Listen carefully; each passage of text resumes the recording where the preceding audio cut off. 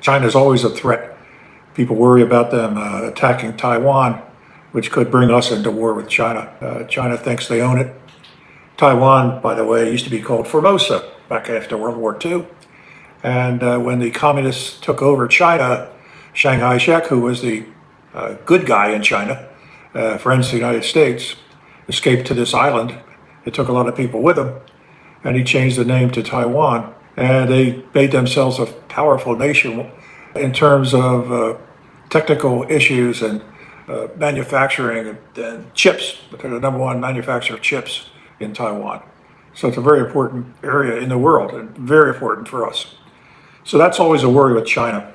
But I thought you'd be interested in this video I'm going to play for you about China and the problems they're facing.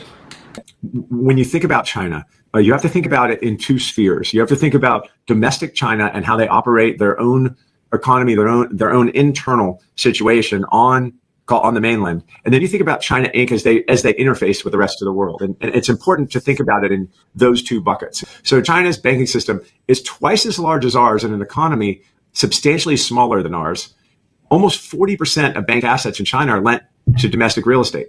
So if your real estate market's down 30 to 50 and your economy is 3.5 times levered to your banks and your banks are insolvent, you have a real problem. And their problem is larger than ours was during the global financial crisis. Their dealings with the rest of the world are vital to them. And what I mean by that is they import about 13 million barrels of crude oil every day, the world's largest importer of crude oil.